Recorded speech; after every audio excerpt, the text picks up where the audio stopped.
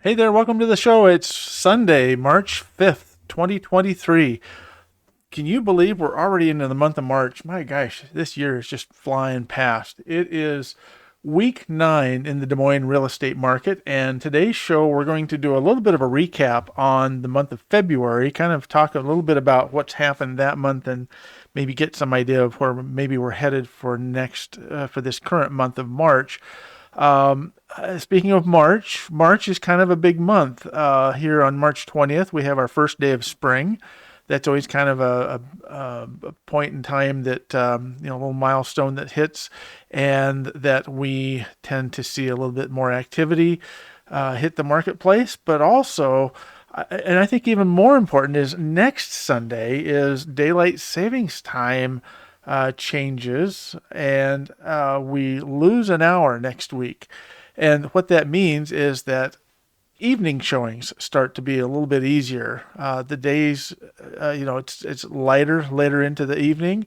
It's much nicer weather the closer we get to the end of March. I think that we're going to kind of see a lot of things kind of start to pick up here as we get toward the middle and late part of March here. So, without ado, let's get started with this week's daily hot sheet. This is the hot sheet that's posted at DesMoinesMarketValues.com sometime either afternoon or late in the day. Late in the day on the weekdays, sometimes on Sundays it's there. Weekends it might be there a little bit earlier. So it's already out here today for you, Sunday, March 5th. And I want to bring your attention to this area right here, the pending sales. This is kind of the topic that we're going to look at today here, at least on the hot sheet. What's important, I'll just make it a little bit bigger here so you can see it, is this right here, this 32.5%. We're almost 33% down in sale pendings compared to last year. With 1,992 homes under contract, we had almost 3,000 a year ago. That's quite a difference. But what's making this large chunk happen, this large drop happen predominantly is new construction, where this year we've only got 450 homes currently under contract, where we had almost double that last year. Not quite double, but almost double that last year. So we're at 48%. And, I think that that's a sign that maybe maybe this market is going to be a little bit tougher on home builders, at least at the very start of spring. We'll see what happens when interest rates kind of settle in. I was able to hear Dr. Lawrence Yun, the National Association of Realtors economist, speak this past week. And his comment was basically, before we hit 5 to 5.5%, we're going to go back up to 7% of 30-year fixed rate interest rate mortgage. And I kind of think that that's probably going to be a correct statement. Before we hit 5.5% or get underneath 6 for sure, it's probably going to go up to 7. And will we hit 5% in 2023? Probably not, the way things are looking, because there's a recession talk out there that we could be heading towards recession, and I think it's likely that that's going to happen. So, in the meantime, keep your heads down, keep plugging away, and, just work with the market we have. There's opportunities in every single market we have. So, all right, with that, let's jump in and look at a little bit about what's happened in the month of February. And I'd like to take a look at this graphic here.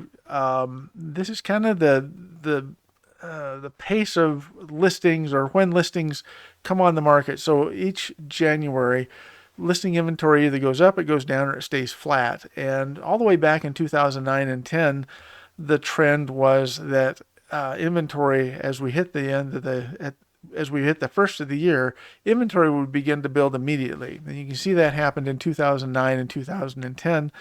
All the way through 2018, we started to see a slight decline in inventory. Whether that means that more buyers started coming out in December and they started eating up the inventory, or if we just didn't have the jump start of buyers, or I'm sorry, new listings from sellers and homeowners jumping into the market, maybe that's what caused that.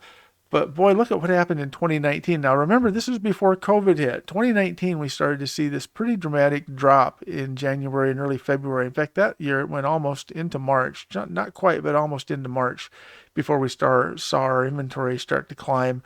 And then, of course, 2020 through 2021, that was COVID years where we just saw this huge drop of inventory, and that's what we're trying to recover from. But we're still seeing kind of that 2019 look there from as of last year, and so far this year we're seeing, a pretty substantial drop of inventory as we begin the year, and so that just kind of indicates maybe a little bit slower start as we start these years. I think that we'll hopefully end up back to where we may either have a flat first month or so of inventory growth, um, or a rise in inventory growth. But that's right now we're on a pretty steep drop until we get around to that first part of February there. So, or sorry, the first part of March. Another graphic that I produce each year or each month, and then this year I've started to include last year's graphic information next to it because I was always referencing it. I thought, well, I might as well just make this bar chart here look at what happened last year versus this year, and that's kind of the theme this year is looking back a year and maybe a 2-year period back. Um, again, you can kind of see that our inventory growth is really coming in when you get above about $200,000 price point. And this is metro. No, I'm sorry. This is all homes. This is not metro. We're going to talk about metro in a minute. This is all homes. About $200,000 up is when we start to see that inventory growth. Really, when you get underneath $200,000, we're still struggling for inventory. We have, this year we did see 105 homes on the market as of February 28th, but and a year ago was 54. But that's just that all came on here right close near the end of the month there. So we just need more inventory, and that's really good. Our inventory kind of sounds like I'm talking out of both sides of my mouth here. The previous graphic, we were looking at inventory going downward, but yet our total overall inventory is on the rise. It's just not selling as fast. But again, this is the price points. If you look at this in the sale pending side, you can see that, again, the shortage is predominantly under that $400,000 to $500,000 price point. We have basically half the amount of homes under contract moving forward in that 400 to 500 price point. About 35, we're kind of holding our own in that $300,000 to $400,000 price point, which is kind of that beginner new construction pricing there. So that's probably why that one's holding pretty stable. You get down around that $200,000 price point, and again, we're seeing a pretty substantial drop in the number of homes under contract and also in the under $200,000 price point. I've got a graphic we'll show you here in a second on the metro that kind of can maybe help explain some of that. Before we get to that, though, let's look at the months of inventory. This is another indicator of the pace of the market. This is how many homes are on the market and how long it would take if no new homes came on the market. How long would it take for us to sell all of those homes? And in the above $1 million price point right now, we're basically double the amount of inventory on the shelf out there. So in other words, a year ago, it would have taken us about 9 months to sell out all of the homes that were currently for sale above $1 million. This year, it's going to take twice that long at 18 months if no new homes come on the market. Until you get down to under $400,000, it's still between a buyer's and an even marketplace there. It's kind of goes back and forth when you get above that 400. Once you get under $400,000 price point, the market is much faster paced, and this is where you're probably, if you're seeing multiple offers and homes sell within a day or even yet sometimes within hours, it's probably in these price points under that $400,000 price point. The hottest price point right now, just under 1 month of inventory, is that $100,000 to $200,000 price. The other graphic we'll look at before we jump into the metros data is the listing activity status. So new homes, new listings. Now these aren't the total number of homes for sale. This is the number of homes we brought into the marketplace during the month of February. We brought in 587 listings last month and 565 a year ago. So we're just pretty similar to a year ago. But our sale pendings, as we were talking about, are down considerably. At 1381, we had went under contract a year ago, and only 1,006 this year. So about 300 and some, 380 some, or 370 some fewer than we did last year. Our closed sale inventory, we'll look at this at the very last slide here, but we are behind last year at a pretty good clip here as far as closed sales, and we'll kind of look at that at the very last one. Price increases are down this year and have been down steadily month over month, which makes sense when the market is slowing down, and price reductions are on the rise, on the increase here when we start to see price reductions as we move forward with a little bit slower paced market. We're doing pretty good with our back on market inventory. There for a while, we were seeing quite a few homes come on the market, and then they'd go into contract immediately, and then they would fall apart. About a 30 to 32% was kind of the average there for a couple of maybe a couple of weeks earlier in the year. But we're kind of back down to our stable I think it's under 20% again, which is pretty normal again for us. So, all right, so here is the metro market data. And I want to point this one out because this is just the Des Moines metro. So basically Des Moines and all the suburbs that kind of connect to the city of Des Moines. And it's not so much of where the inventory is. Well, in fact, let's just look at where inventory is right now. There's in the Des Moines metro market, 619 homes of our 1,827. So about a third of our inventory is in that $300,000 to $400,000 price point. Again, a lot of this is new construction, building into that particular category. But what's kind of alarming is this far left category at between a $0 and $100,000 price point. There's only 16 homes total on the market as of February 28th. Only 16 homes. That's not very many at all. When you look at that 619, that's quite a change. And you get down to that lowest price point, and that makes the home affordability there.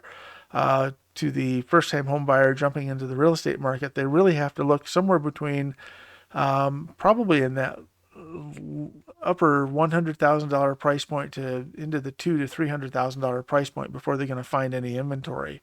And that can be tough for first-time home buyers, which are traditionally trying to jump in the market around that, sometimes under $100,000. We'd like to see more inventory so they could do that, but especially that $100,000 to $200,000 price point is tough right now with only 93 listings.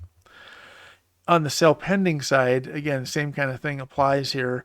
Instead of the $300,000 to $400,000 price point, the highest activity is happening in that $200,000 to $300,000 price point, and this is why I said before, you see homes maybe going under contract a little quicker. Maybe you'll be in a bidding war a little bit more because of that price point. We're not seeing a lot of bidding wars, but you might see some in those price points. But again, all the way at the bottom down there, only 35 homes are under contract. So only 35 home buyers, usually couples or singles, are out there buying homes currently right now, waiting to close in that under $100,000 price point. And that's pretty tough for right now. So anyway, last slide of the day here, year-to-date close. This is as of March 5th of each of these years across the bottom. So we're currently sitting at 1,434 closed sales as of March 5th this year. 2022, there were 2,018 closed sales year-to-date. And so you can see that we're not keeping pace with last year. We're really not even keeping pace until you get past 2019. I think it was 2018. I didn't bring the longer view of this graphic out, but it's basically 2018 is kind of this pace we're on right now.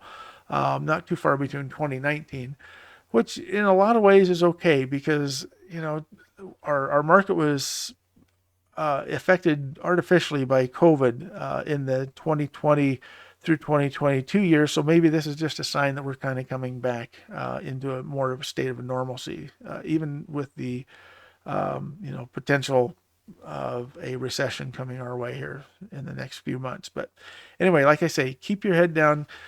Keep looking for homes. If interest rates tend to do a drop, this is the best, do the best you can with mortgage rates. Again, like I said earlier, we're probably not going to see a 6% under 6% until we go above or go up to 7%. And then at which point we should probably hopefully settle by end of the year down around that 5.5% is what I'm hearing out there. So, all right, that's it. We'll see you next week. We will be basically an hour short for the rest of the summertime until the fall. And then the week after that, we go into springtime. So hopefully this weather pattern we've seen with 50s will turn into 60s by the end of March, and we'll all be out there just selling houses left and right, and home buyers will be out there buying left and right. So, all right, that's it. Thanks again for viewing the show. Please go to DesMoinesMarketValues.com for all the graphics, the videos.